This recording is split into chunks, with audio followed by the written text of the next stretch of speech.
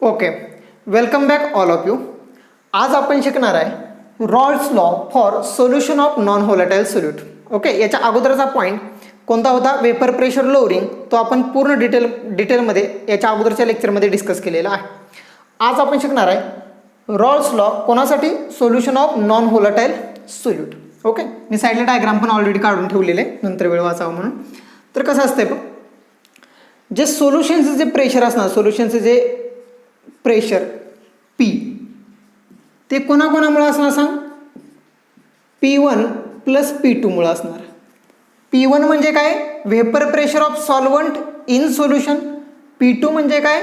Vapour pressure of solute in solution. बरोबर. मग पुढं हा झाला डाल्टन्स लॉ. हा काय झाला? Dalton's law. आता रॉल्स लॉ. रॉल्स लॉ काय सांगतो सांग? P01 x1 plus P02 x2. P02 x2. तुम्हाला जर ही कन्सेप्ट क्लिअर नसेल तर अगोदर सांगतो. 1 म्हणजे असतो सॉल्वंट, 1 म्हणजे सॉल्वंट असतो आणि 2 म्हणजे काय असतो? सोल्यूट असतो. 2 म्हणजे काय असतो? सोल्यूट. 1 आपण सॉल्वंटला म्हणतो आणि 2 सोल्यूटला म्हणतो. आता बघ इथं हा कोणता लॉ झाला? Rawls law. हे सर्व पॉईंट्स आपण डिटेलमध्ये शिकलेलो आहे. ओके, हे जर क्लिअर नसेल तर अगोदर ते व्हिडिओ लेक्चर बघा आणि मग इथे या. याची लिंक मी याच्या अगोदरच्या लेक्चरची लिंक मी डिस्क्रिप्शन बॉक्समध्ये देऊन ठेवतो. आता बट सोल्यूट कसा आहे? सोल्यूट इज नॉन व्होलाटाईल आहे, non volatile solute. But solute is non volatile. Solute जर नॉन व्होलाटाईल असेल, म्हणजे हा जर नॉन व्होलाटाईल असेल तर हा व्हेपर्स तयार करणार का? अजिबात नाही. नॉन व्होलाटाईल म्हणजे काय? उडून न जाणारा, व्हेपर्स तयार न करणारा. मग जर हा व्हेपर्स तयार करत नसेल तर त्याचं व्हेपर प्रेशर पण किती असणार? 0. No vapours no vapour pressure. म्हणजे याच्यावरून आपल्या लक्षात काय येतंय? P02 ची व्हॅल्यू किती असणार? 0 असणार. P02 ची व्हॅल्यू काय असणार? 0. म्हणजे सोल्यूटचं व्हेपर प्रेशर नेहमी काय असणार? 0.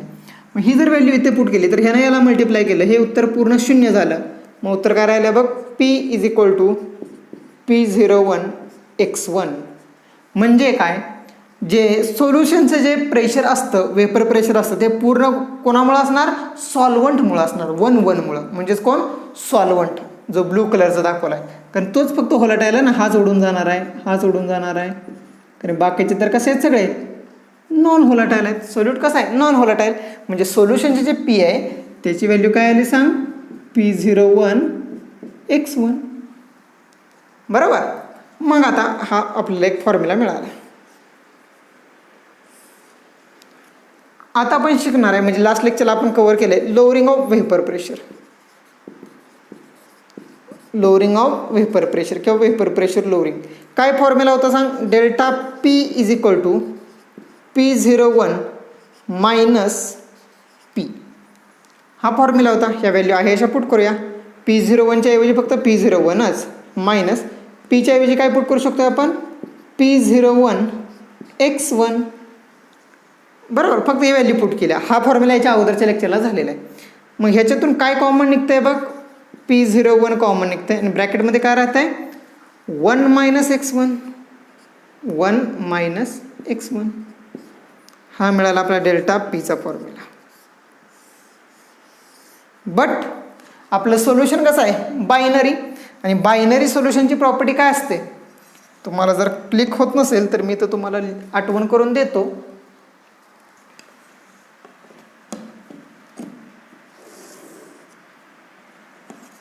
काय आठवण करून देतोय?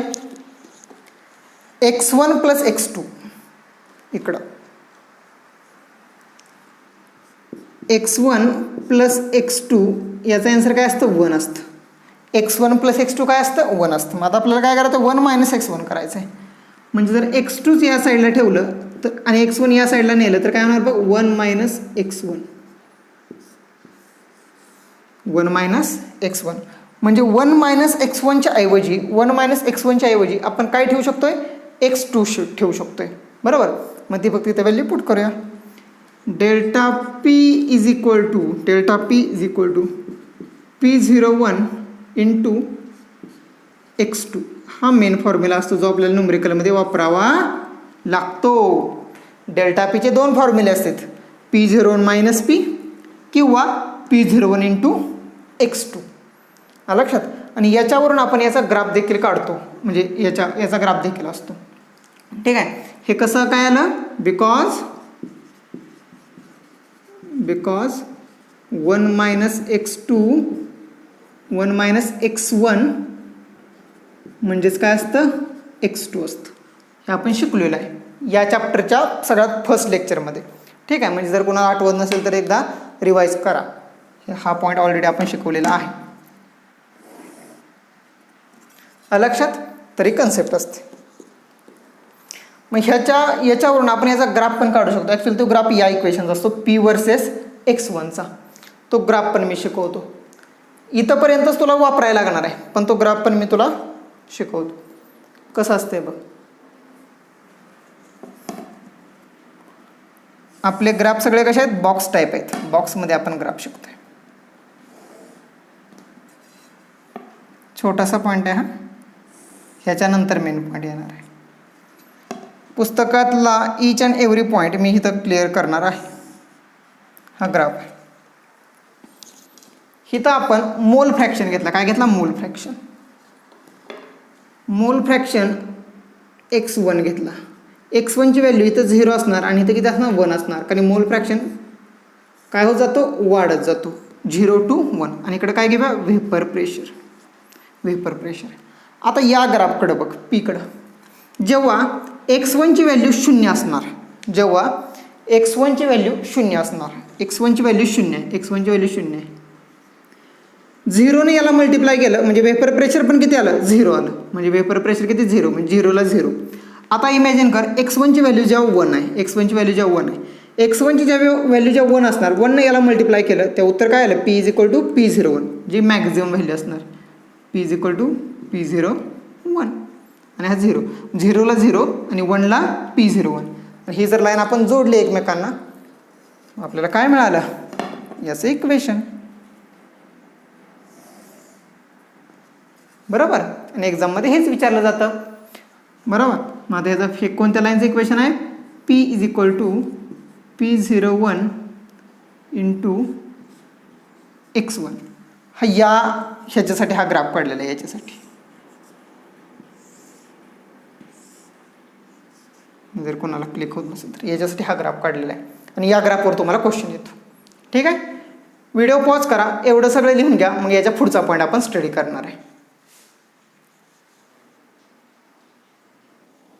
ओके, झालं लिहून. ठीक आहे. नेक्स्ट पॉईंट आहे relative lowering of vapour pressure. म्हणजे नक्की काय आणि त्याचा फॉर्म्युला काय येतो.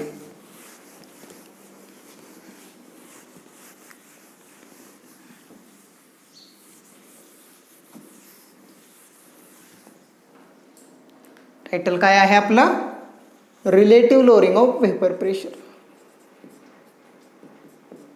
Relative lowering of vapour pressure. शॉर्टमध्ये आपण त्याला काय म्हणतो, RLVP. RLVP. तर काय, RLVP इज, डेफिनेशन लिहितोय, रेशो ऑफ, रिलेटिव्ह म्हणजे रेशो असतो, ratio of vapour pressure lowering, vapour pressure lowering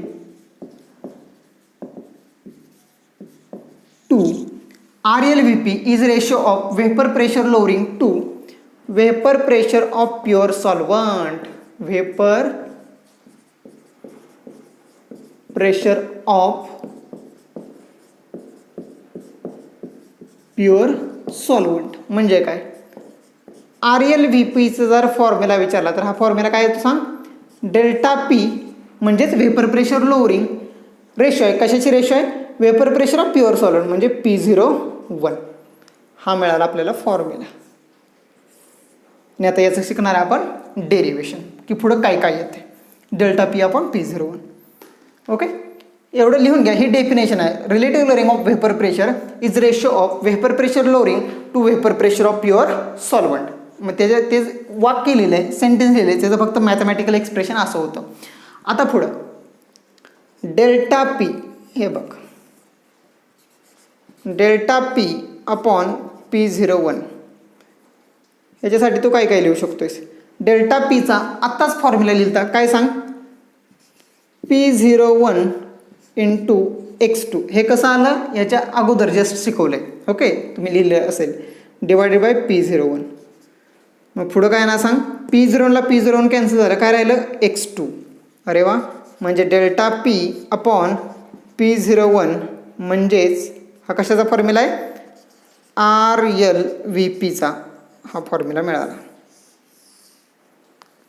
आता बघ या फॉर्म्युल्याकडे व्यवस्थित. RLVPच्या फॉर्म्युल्यामध्ये फक्त काय येतंय, x2 येते. फक्त काय येतंय x2. x2 म्हणजे काय, मोल फ्रॅक्शन ऑफ सोल्यूट. x2 म्हणजे काय, मोल फ्रॅक्शन ऑफ सोल्यूट. याच्यावरनं काय लक्षात येतंय, RLVP पूर्णपणे कोणावर डिपेंड आहे, मोल फ्रॅक्शन ऑफ सोल्यूटवरती, म्हणजेच नंबर ऑफ मोल्स ऑफ सोल्यूटवरती. आणि अशा प्रॉपर्टीला आपण काय म्हणतो, कॉलिगेटिव्ह प्रॉपर्टी. याच्या अगोदरच्या लेक्चरमध्ये शिकलेली डेफिनेशन काय सांगितली ती बघ, physical properties of solution which depends upon number of solute particles, which depends upon number of solute particles. लक्षात. ओके, याच्याखाली आपण एक वाक्य पण लिहूया. From this expression, from this expression, expression म्हणजे फॉर्म्युला. फ्रॉम दिस एक्सप्रेशन आपल्या काय लक्षात येते, RLVP depends only upon, depends only upon mole fraction of solute. फक्त कोणावरती डिपेंड आहे, mole fraction of solute, mole fraction of solute. Hence RLVP is called colligative property, is called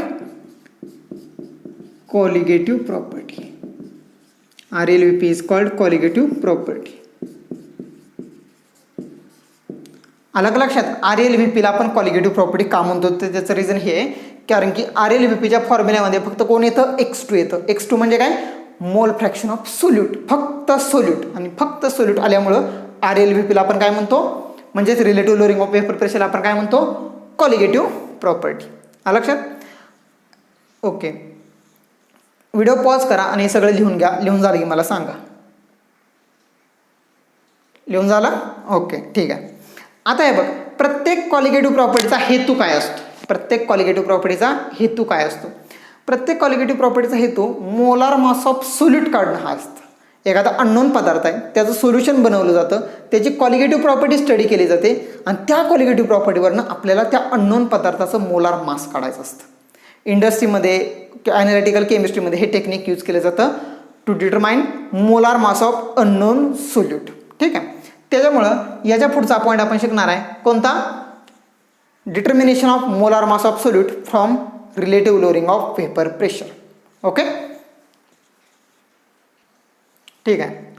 आत्ता सांगितलं कोणता पॉईंट आता शिकणार आहे, molar mass of solute from relative lowering of vapour pressure, RLVP. तर कसं असतं बघ, कॉलिगेटिव्ह प्रॉपर्टी शिकण्यासाठी आपले सगळे सोल्युशन कसे असते, डायल्यूट असतात. सोल्युशन कसे असतात, डायल्यूट.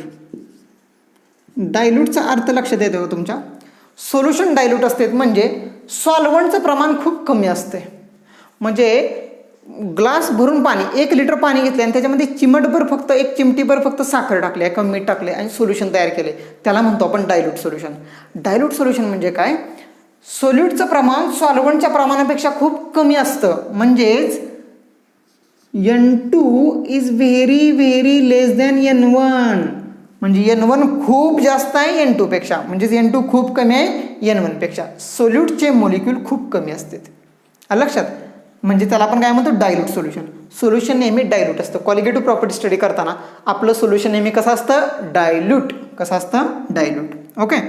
आता डायल्यूट जर असेल तर N1 plus N2, N1 plus N2 ह्याला आपण ॲप्रॉक्सिमेटली किती घेऊ शकतोय सांग.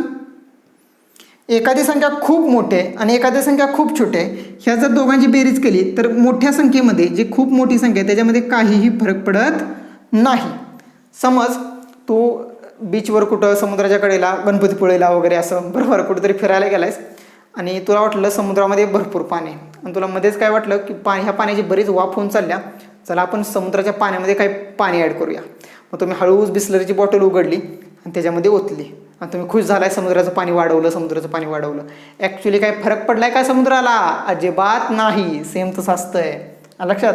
म्हणजे एखाद्या खूप मोठ्या गोष्टीमध्ये म्हणजेच N1 मध्ये एखादी किरकोळ गोष्ट, छोटीशी गोष्ट, समुद्राचं पाणी, त्याच्यामध्ये एक बाटलीभर पाणी, बिस्लरीतली पाणी तू मोकळी केलीस, या समुद्राच्या पाण्यात काय फरक पडणार आहे का? नाही. थोडा फरक पडतो पण ते काय निग्लिजिबल असतो, कोण ते लक्षात पण येत नाही. तसं असतं.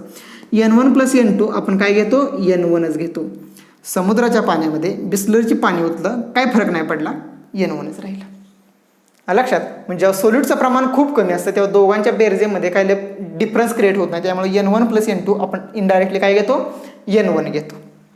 ओके, हेच अजम्पशन इकडे आपल्याला वापरायचं आहे. आता समोर लक्ष दे. RLVPचा काय फॉर्म्युला आला आहे? ΔP/P01 बरोबर काय आलं आहे? X2 बरोबर काय आलं आहे? X2. आताच जस्ट शिकलो आपण. आता X2चा फॉर्म्युला आपण पहिल्या लेक्चरमध्ये शिकलो आहे. काय सांग? N2/N1 + N2 बरोबर का? बट सोल्युशन कसं आहे? डायल्यूट. सोल्युशन डायल्यूट आहे. N1 + N2 आन्सर किती येणार? N1. खूप मोठ्या गोष्टीमध्ये किरकोळ गोष्ट ॲड केल्यात, खूप कमी प्रमाणात दुसरी गोष्ट ॲड केल्या, मोठ्या गोष्टीमध्ये फरक पडत नाही. मग काय ना सांग? N2/N1. जर ह्याचं रिझन विचारलं तर काय सांगणार? सांग reason. Because for dilute solution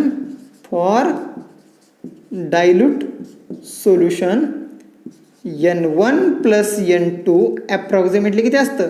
N1 असतं. कारण की N2 खूप कमी असतं, N1 खूप जास्त असतं. इकडं लिहिलेलं आहे. लक्षात. म्हणजे हा आपल्याला मिळाला फॉर्म्युला ΔP/P01. एवढं मिळालं की विषय संपला. आता फक्त याचे फॉर्म्युले लिहायचे आहेत आपल्याला. हा फॉर्म्युला फक्त तुला पाठ पाहिजे एक्झामच्या दृष्टीनं. CETला बऱ्याच वेळा हा डायरेक्ट फॉर्म्युला विचारला गेलेला आहे. हा फॉर्म्युला तुझा पाठ पाहिजे. ज्या फॉर्म्युलाला मी बॉक्स करतोय तो फॉर्म्युला महत्त्वाचा आहे. ज्या फॉर्म्युलाला मी बॉक्स करतोय तो फॉर्म्युला काय आहे? महत्त्वाचा आहे. ओके, आता पुढं बघ. N2 म्हणजे काय सांग? Weight of solute upon molar mass of solute divided by N1 म्हणजे काय सांग? Weight of solvent upon molar mass of solvent. तुम्ही म्हणाल हे W2, M2, W1, M1 कुठून आलं? या चॅप्टरचं फर्स्ट लेक्चर बघा, तुमच्या सगळ्या कन्सेप्ट क्लिअर होतील. मोलार मास कसं काढायचं, नंबर ऑफ मोल्स कसे काढायचे. ठीक आहे. आता आपल्याला काय काढायचं? M2 काढायचं. मग पुढे जर सॉल्व केलं तर काय होणार बघ? W2/W1 × M2 आणि वर काय आलं? M1 आलं. हा कशाचा फॉर्म्युला मिळाला? ΔP/P01चा. पण आपल्याला RLVP नाही कॅल्क्युलेट करायचं. आपल्याला काय कॅल्क्युलेट करायचं? M2. Molar mass of solute म्हणजे काय कॅल्क्युलेट करायचं? M2. मग ते काढायसाठी काय करणार बघ तू.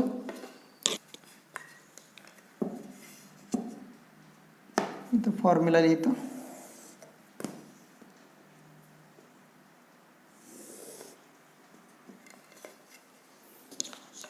काय होणार बघ इथं? M2 इकडं आलं. M2 = काय होणार? W2 × M1/W1 आहे असं राहिलं. P01 वर जाणार P01/ΔP. हा मिळाला आपल्याला फॉर्म्युला. आणि याला मी बॉक्स करतोय आणि बॉक्स करतोय म्हणजे याच्यावरच क्वेश्चन येतो. कळतंय? RLVP वेपर प्रेशर लोअरिंग का रिलेटिव्ह लोअरिंग ऑफ वेपर प्रेशरवर क्वेश्चन येतो. म्हणजे नक्की कशावर क्वेश्चन येतो? तर याच्यावर क्वेश्चन येतो. मोलार मास ऑफ सोल्यूट काढायचं असतं आणि इतर सगळ्या गोष्टी दिलेल्या असतात. आता जर कुणाला ह्या गोष्टी आठवत नसतील तर मी ह्या सगळ्या रिवाईज करतो एकदा. M2 म्हणजे molar mass of solute. Molar mass of solute. बऱ्याच जणांचं काय होतं? फॉर्म्युला पार्ट असतोय पण त्या फॉर्म्युलामध्ये कोणती टर्म काय सांगते हेच क्लिअर नसतं. त्यामुळे तो फॉर्म्युला पार्ट असून पण वापरता येत नाही. त्यासाठी हे खाली लिहून देतो, हे क्लिअर पाहिजे तुम्हाला. M2 म्हणजे काय? Molar mass of solute. W2 म्हणजे काय? Weight of solute. W म्हणजे काय? Weight of solute. बरोबर. M1 म्हणजे काय? M1 म्हणजे molar mass of solvent, water वगैरे असतं 18 असतं. Molar mass of solvent, molar mass of solvent, 1 म्हणजे सॉल्वंट इथं लिहिले बघ. आणि W1 म्हणजे काय असणार, weight of solvent, weight of solvent, weight of solvent W1 झालं. P01 म्हणजे काय, रॉल्स लॉमध्ये क्लिअर केलं तर ज्याच्या डोक्यावर 0 असतं ते प्युअरचं प्रेशर असतं. 1 म्हणजे सॉल्वंट, प्युअर सॉल्वंटचं vapour pressure. Vapour pressure VP of pure solvent, vapour pressure of pure solvent. आणि डेल्टा P म्हणजे काय, डेल्टा P म्हणजे वेपर प्रेशर लोअरिंग. कोणासाठी असतं, सोल्युशनसाठी असतं. आणि याचा फॉर्म्युला काय असतो डेल्टा Pचा, डेल्टा Pचा फॉर्म्युला असतो P01 मायनस P. एवढं सगळं तुमचं क्लिअर पाहिजे. आलं लक्षात. फॉर्म्युला हाच वापरायचा, हाच फॉर्म्युला महत्त्वाचा आहे, इम्पॉर्टंट लिहितोय मी. ओके. कधी कधी एक्झाममध्ये बोर्ड एक्झाममध्ये 3 मार्कला डेरिवेशन देखील याचं विचारलं जातं. डेरिवेशन कुठनं सुरू करायचं असतं, पहिल्यांदा हे तुम्ही लिहायचं आणि मग इथून चालू करायचं. इथंपर्यंत आलं की खाली सगळी माहिती लिहावी लागते, मग पुरेपूर 3 मार्क मिळते. आणि CETला याच्यावर न्यूमरिकल्स आलेले आहेत, आपल्या बुकमध्ये पण याच्यावर न्यूमरिकल्स क्वेश्चनमध्ये दिलेले आहेत. ठीक आहे, मी साईडला थांबतो, एवढं लिहून घ्या. लिहून झाले की मला सांगा. ओके, लिहून झालं. ठीक आहे. अशा पद्धतीनं relative lowering of vapour pressure पूर्णपणे पॉईंट संपलेला आहे. Relative lowering of vapour pressure पूर्णपणे पॉईंट संपलेला आहे. हा फॉर्म्युला म्हणजे हे जे बॉक्स केलेले फॉर्म्युले आहेत, हा आणि हा, हे तुमचे क्लिअर पाहिजेत, फॉर्म्युले पार्ट पाहिजेत. या फॉर्म्युल्यावरचे न्यूमरिकल्स आपण नेक्स्ट लेक्चरला डिस्कस करणार आहे. आणि त्याच्यानंतर आपण शिकणार आहे बॉइलिंग पॉईंट इलेव्हेशन किंवा इलेव्हेशन इन बॉइलिंग पॉईंट. ठीक आहे, इथे आपण थांबूया. Happy learning, bye.